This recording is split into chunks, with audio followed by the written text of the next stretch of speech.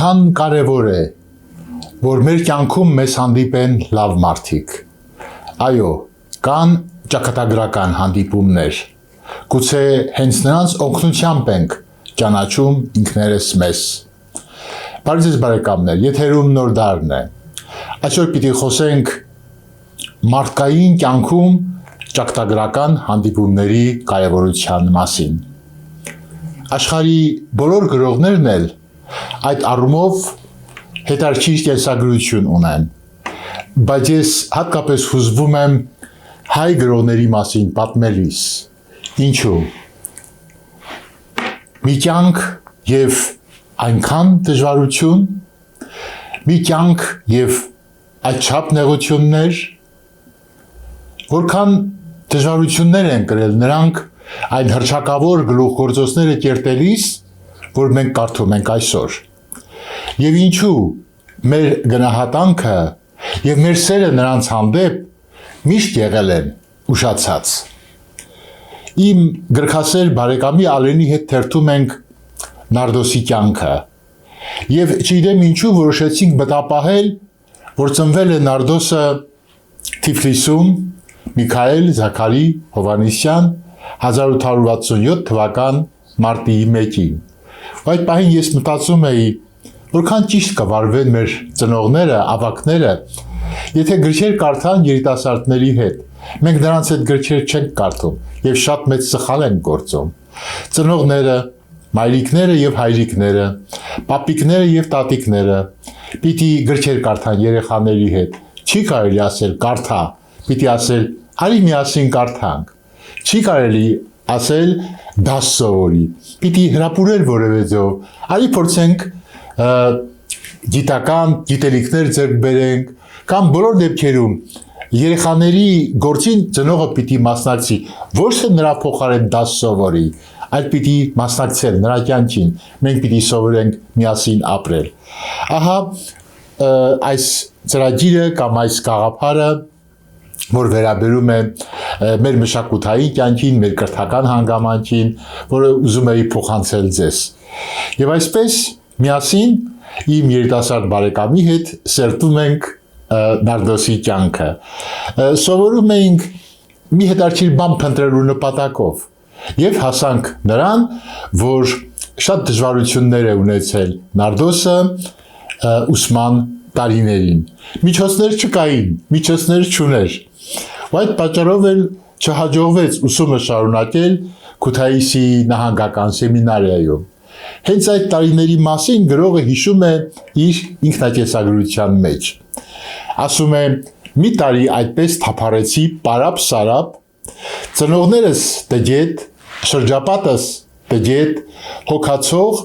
ուղի ցույց տվող չունեի։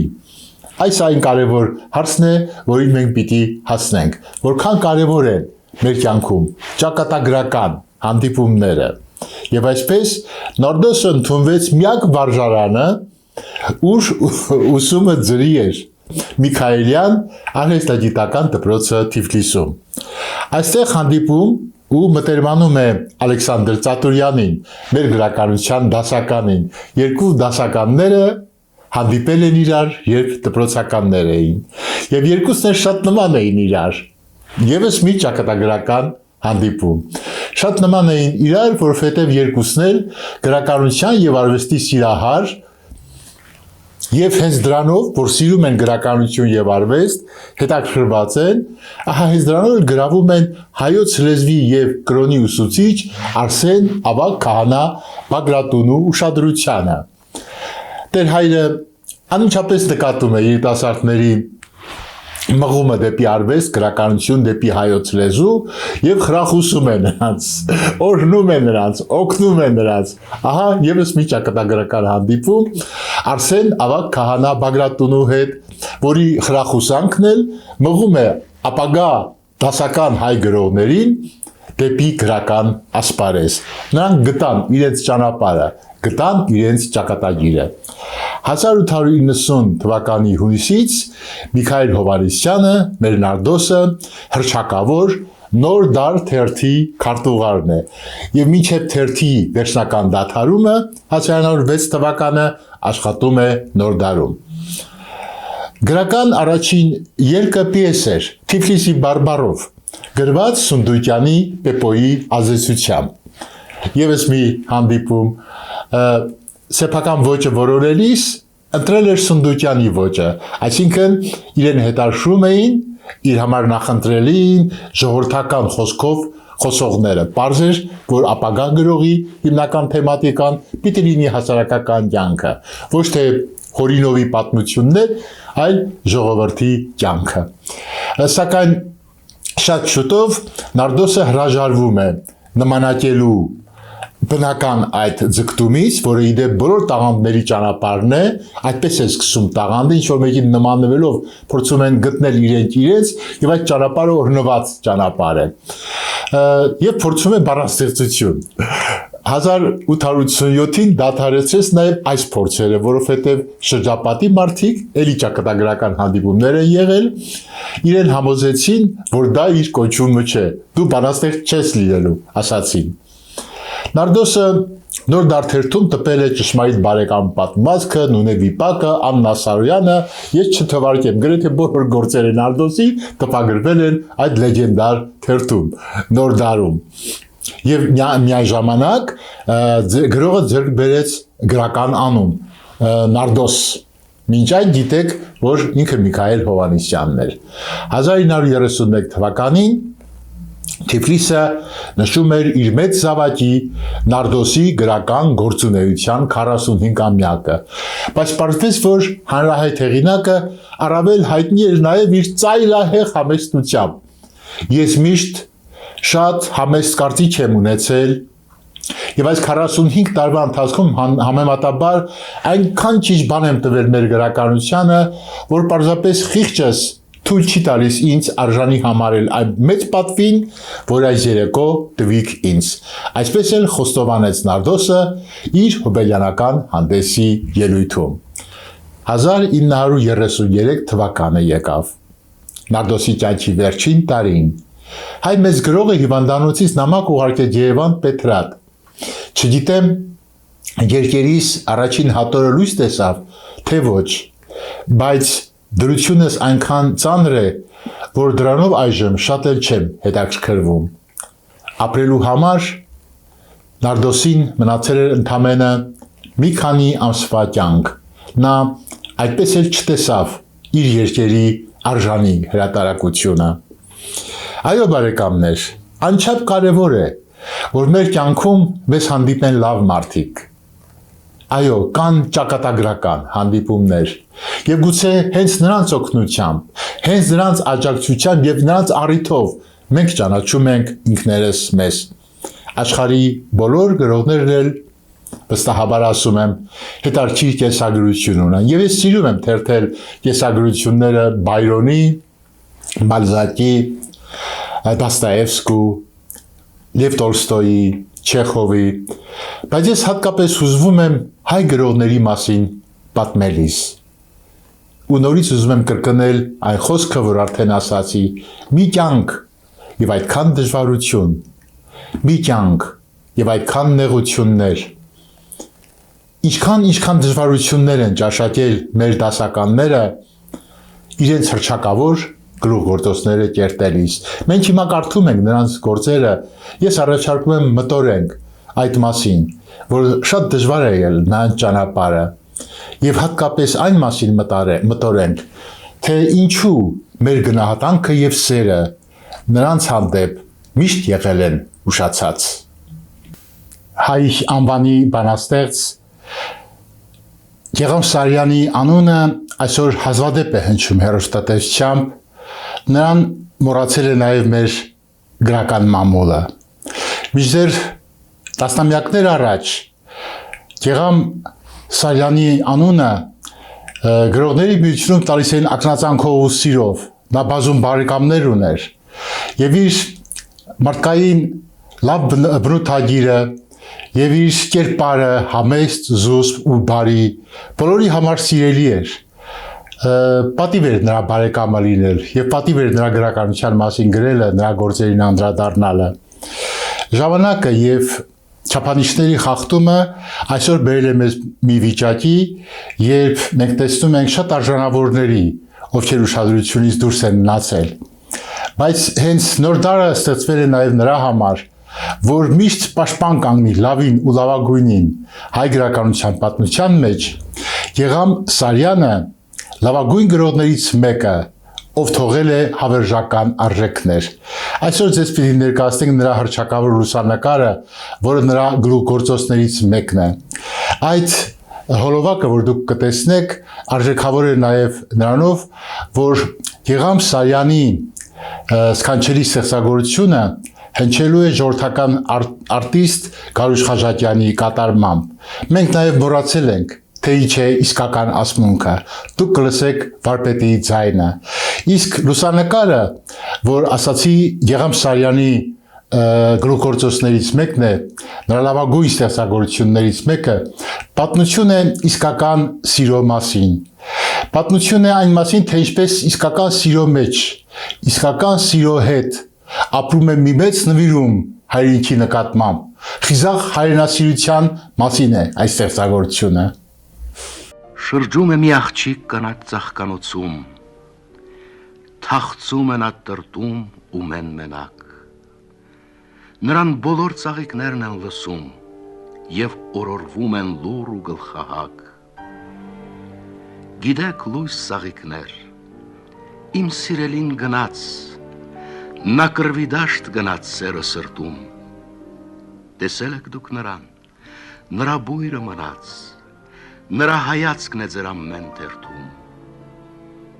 Նա թուխ աչքեր ուներ, մազերն էին գանգուր, բարձրահասակ էր իմ սերն առաջին, ձեզնով էր ներշնչված նրա ամեն համբույր, դուք ունկնդիր էիք մեր հարաչին։ Քնքույշ իմ ծաղիկներ, մենք փարվեցինք իրար, վերջին հրաժեշտին եղաք վկա, ընծայեցի նրան ես մի լուսանկար, իսկ նա ինձ համբուրեց, ասաց կգա։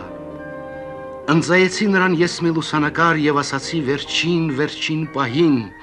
սիրտս այս նկարում կրվի դաշտերը տար, թող նա քեզ փորձանքից ազատ պահի։ Հիմա որտեղ է նա, իմ թխադեմ տղան, և ով գիտե, խորում է իմ մասին, ծաղկանոցով սահեց զեփյուռն առավոտյան, ու ծաղիկներն անխոս օրորվեցին։ 1967 թվականի նոյեմբերի 25-ին Մարտիրոս Սարյանին այցի են եկել կառավարության ներկայացուցիչներ։ Բաժակ են բարձրացնում վարպետի կենացը, հղում ջերմ խոսքեր, իսկ պատասխան խոսքում Մարտիրոս Սարյանը մի պահ հուզվում է, հետո հանգստանում և ասում հյուրերին. Անչափ ուրախ եմ, որ եկել եք ինձ մոտ, մարդ որ տեսնում եմ, շատ եմ ուրախանում, մարդկանց հետ շփվելը մեծագույն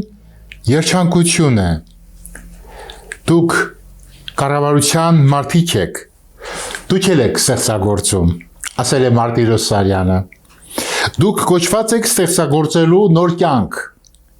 ձեզ մաղթում եմ հաջողություն, բայց հիշեք, պետք է սիրել մարդուն, մարդը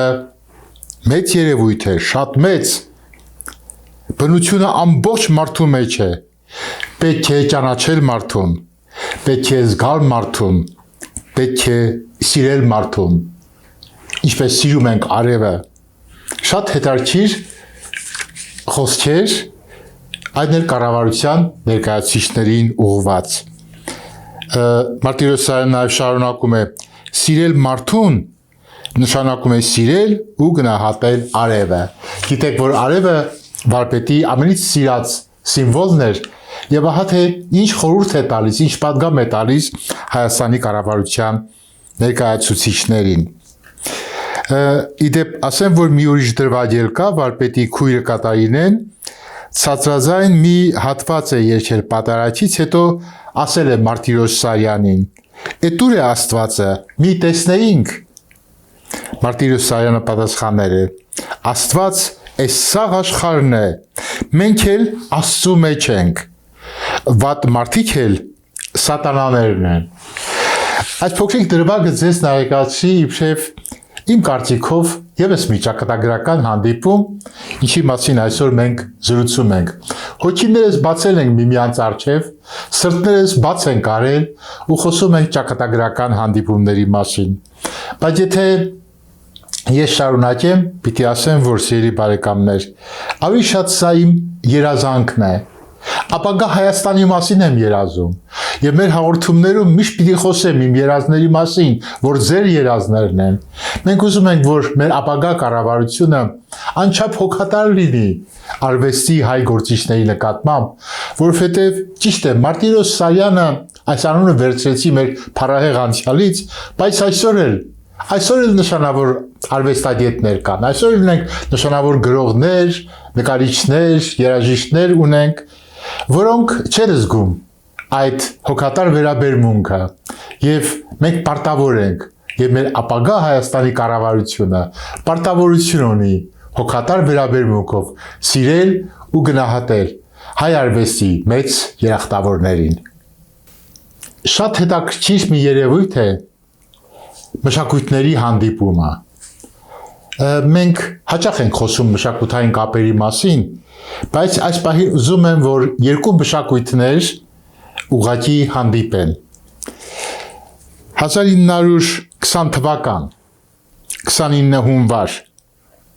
Պորսի համալսարանի հավաքի ընդհանուր մեծ ժողովի ժամանակ նշանավոր մշակութային գործիչ թուրք մտավորական Աքչուրան ասել է բարձրաձայն պետք է ոչնչացնել Հայաստանը։ Այն Հայաստանը, որ դաշնակիցները կուզեն իբրև թումբ կանգնեցնել երկու եղբայր հատվածների միջև, Անատոլուի եւ Կովկասի թրքության միջև, Թուրքիայի եւ Ադրբեջանի միջև։ Այս խոսքը ցնցել է մասնակիցներին, հայ մամուլում բողոքի ձայներ են լսվել, բայց միայն բողոքի ձայներ։ Լուրջ հետևանքներ մեզանում այս խոսքը չի ստացել։ Հետո, շատ հետո, մտավորականները շարունակել են իրենց դիտարկումները, իրենց ձգտումները, իրազանքները հրապարականել եւ մամուլում բազմաթիվ արձագանքներ կան։ Ահա թե ինչ են խոսում թուրք մտավորականները, գրողներ են, երաժիշտներ, արվեստագետներ, կայսրության նկարագիրը պետք է լինի մահմեդական, պետք է ապահովվի մահմեդական հաստատությունների եւ ամադությունների հանդեպ հարգանքը, պետք է մերժել այլացեղ ազգությունների իրենց մեջ կազմակերպվելու իրավունքը, ազգությունները զանցառելի քանակություններ են, թուրք լեզվի տարածումը գերազանց միջոց է հաստատելու մահմեդական գերիշխանությունը եւ յուրացնելու ձուլելու մյուս տարրերը։ Սա եւս հնչել է բարձրաձայն։ Թուրքերը խոսում էին իրենց նպատակների մասին, մեր հայ գործիչները եզրակացություն չէին անում։ Տվյալները շատ են, որ մենք ունենք։ Տվյալները շատ են ու ես հիմա ուզում եմ, որ երկու մշակույթներ հանդիպեն իրար, որ կարևոր է մեզ համար։ Ովքեր են դրանք, ովքեր են այն մտավորականները, թուրք մտավորականները, ովքեր խոսել են իրենց երկրի, Թուրքիայի ապագայի մասին։ Դրանք եվրոպական բարձր կրթություն ունեցող մարդիկ են, ես հիմա նրանց ցանկից որոշ անուններ ձեզ կներկայացնեմ, նշելով նաև նրանց պաշտոնները, ովքեր լավագույն ընտիր կրթություն են ստացել Եվրոպաներում, Թուրքիայում ստանձնել են շատ բարձր պաշտոններ ակադեմիայում, իրենց գրական հաստատություններում, մշակութային կազմակերպություններում, նախարարություններում, բարձր պաշտոններ, ովքեր ճիշտ մտավորականներ են եղել ժամանակին, բայց նրանք ասել են նույնը, ինչ որ քիչ առաջ կարդացի, հայ ցեղը պետք է վերացնենք։ Սա իրենց նպատակն էր։ Եվ այսպես, Աղաևը թուրանականության գաղափարախոս, հիմնադիր, հայ թաթարական կռիվները ծրագրող եւ կազմակերպող, Եվրոպայում կրթություն էին ստանում, Այստեղ կազմակերպում էին ընդհարումներ հայ ժողովրդի դեմ, կազմակերպում էին, ծրագրում էին մշակութային զարգացմանը սատարող ընկերության հիմնադիր Թուրքիայում Պորսի վարժարանների ընդհանուր կրթական տեսուչ։ Մենք գործ ունենք թուրքական հասարակության մեջ շատ բարձր դիրք զբաղեցնող մտավորականների հետ։ Նրանք բոլորն սակայն պնդում էին, որ հայցեղը պետք է վերացվի։ Եվ այսպես Ալի Հայդար, խմբագիր եւ հրապարակագիր, Այաս Իսհաքի հրապարակագիր, թուրքիզմի եռանդուն գաղափարաբան, Ահմեդ Ջևդետ հրապարակագիր, ղեկավար թուրքիստ գաղափարականների, Աբդուլհակ Համիդ Բեյ բանաստեղծ, բոլորը մեկ կարծիք ունեին, տարաձայնություն թուրքերի մեջ չի եղել, Յուսուֆ Ակչուրա, Թուրքիայի ակադեմիայի հիմնադիր, Քեմալ հրապարակագիր, թուրք լեզուն միացնել աշխատող գործիչ։ Ես պիտի նաև ընդգծեմ, որ 20-30-ական թվականներ եւ այնուհետեւ շատ զորավոր պայքար էր գնում թուրքական միասնական լեզու ստեղծելու համար, որը պիտի ապահովեր ազգային իրենց միասնականությունը։ Էմբուլա Էֆենդի, կրթության նախարար, նախագահ Թուրքիայի գիտությունների ակադեմիայի, ես պաշտոններն եմ նշում այս մարդկանց, Թոփչի Բաշև, կուսակցական հայտնի գործիչ, որը սակայն կազմակերպում էր հայ թաթարական կռիվները, բնականաբար գրգռում էր թաթարներին։ Թասին Նիհատ հրապարակագիր, Թուրգուտ Ալփ հրապարակագիր, թուրքիզմ եւ պանթուրքիզմ գաղափարախոսության հիմնադիրներն են սրանք, Իսմայել Կասպինսկի, էլի հրապարակագիր, մամուլի աշխատող, այնուհետև Խալիտե Էտիփ Հանամ, թուրք գրող, հեղինակ, թուրք կնոջ ճակատագիրը վեպի, տարբեր մարդիկ են, տղամարդիկ, կանայք, գրողներ, բանաստեղծներ,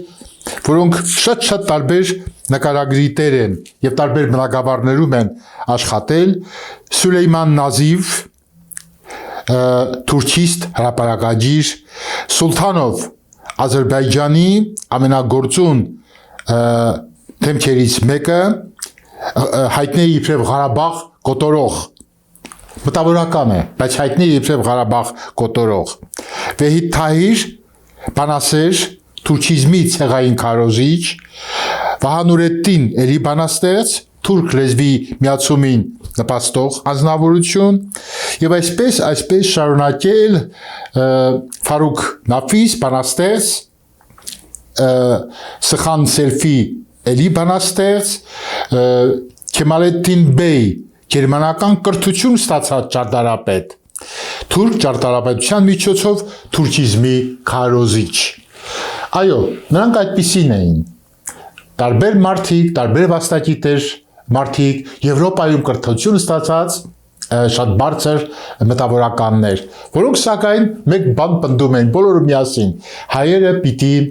վերացվեն։ Ես ուզում եմ, որ սիրելի բարեկամներ, այսօր մենք հանդիպենք իրար։ Ինչ են գրում թուրքերը, դուք արդեն լսեցիք։ Բոլորը տարբեր մարդիկ, հարյուրավոր, հազարներով հայտնի մտավորականներ, գրողներ պնդում էին մեկը, որ մեր երկու պետությունների միջև կանգնած է Հայաստանը, որը պիտի վերացվի, միասնական էին։ Մենք շատ տարբեր ենք, մենք հայերս։ Եվ ինչ են գրել մեր գրողները։ Ես բերեմ մի քանի օրինակներ։ Վարդան Մամիկոնյան մի պատմվածքի մեջ ծաղրվում է Վարդան Մամիկոնյանը։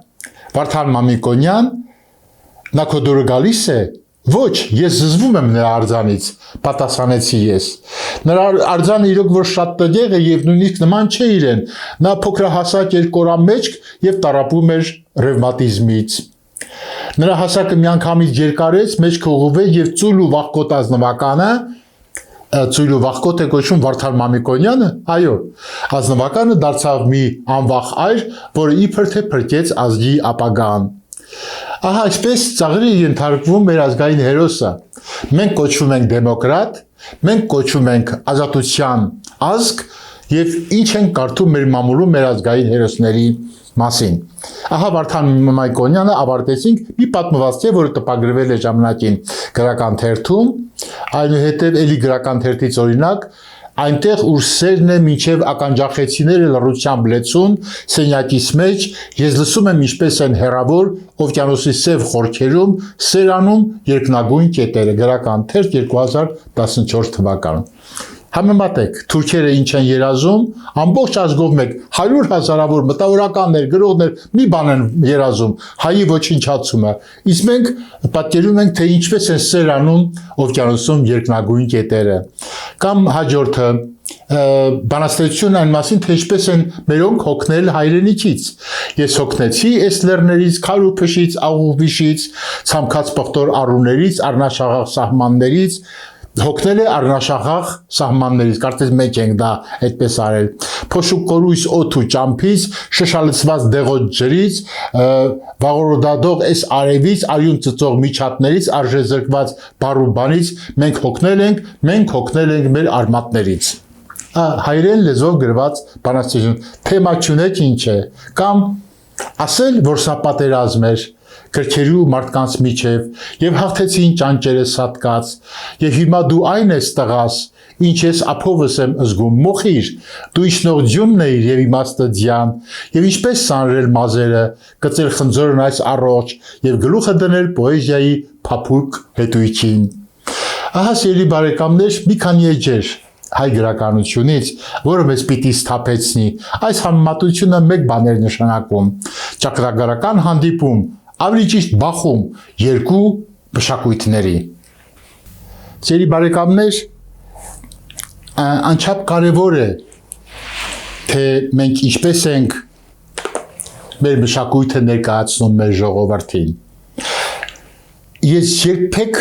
չեմ տեսել, որ դադարի մեզանում ջերմ սիրո արտահայտությունը Կոմիտասի հանդեպ։ Բոլորը սիրում են Կոմիտասին, բառերով, խոսքերով գնահատում են, արժևորում են, բայց մեր մշակութային կյանքում միակ բացական Կոմիտասն է։ Դուք կարող եք ինձ ասել, որ ժամանակակից հայ մշակույթը զարգանում է Կոմիտասի մատնանշածուղով։ Իհարկե ոչ, այդպես չէ։ Ինչու այդպես չէ։ Չէ որ բողոքելը մեր խնդիրը չի, դժգոհելը մեր խնդիրը չի։ Ինչու այդպես չէ։ Ինչու ժամանակակից մշակույթի առաջնորդը Կոմիտասը չէ։ Մեր ժամանակակից երաժիշտները հետևում են ռուսական էստրադայի ավանդույթներին, եվրոպական, ամեն ինչին, ճապոնական, անգլիական, միայն ոչ Կոմիտասին։ Կոմիտասը մեզ առաջնորդ չէ։ Ինչու։ Հավանաբար պատճառներից մեկն այն է, որ մենք երբեք չմտածեցինք, որ նոր գինին պիտի լցնել նոր տիկերի մեջ։ Այո, Կոմիտասը պիտի դառնա մեր նոր գինին պիտի դառնա նոր տիկերի մեջ, այսինքն պիտի նորովի մատուցենք Կոմիտասին։ Ես շատ կողմ եմ մշակումներին, գեղարվեստական մշակումներին, պայմանով, որ այդ մշակումները չխաթարեն գեղարվեստական ստեղծագործության բունվոչին, էությունը։ Ուրեմն, ես հիմա պիտի ներկայացնեմ մի տեսանյութ, որը շատ կարևոր արժեք ունի եւ հետագայում պիտի անդրադառնանք, որովհետեւ հազվադեպ են լավ մշակումները անցյալի ժառանգության։ Մենք լսելու ենք Հիվա Կոմիտաս, մենք լսելու ենք Կոմիտասի քնքշությունն ու հայկականությունը, մենք տեսնում ենք այն անսահման նրբությունն ու թաքնված ելևեջումները Կոմիտասի փառահեղ արվեստի։ Ուրեմն Կոմիտասը այն հին ձայնագրությունը չէ միայն, որ դուք սովորեք լսել։ Կոմիտասը նաև հավերժ ապրող կենթանի մի երևույթ է, որը շատ նոր ձևակերպումներով պիտի մտնի հայոքու մեջ, մեզ պիտի բարձրացնի դեպի վեր, դեպի առավել հայկականություն, առավել լուսավոր ու գեղեցիկ մի հանգրվան պիտի մեզ տանի Կոմիտասը։ Ուրեմն եւս մի ճակատագրական հանդիպում, բայց կարևոր հանդիպում Կոմիտասի հետ։ Փորձենք ահա գտնել նոր Կոմիտասի նոր երանգները։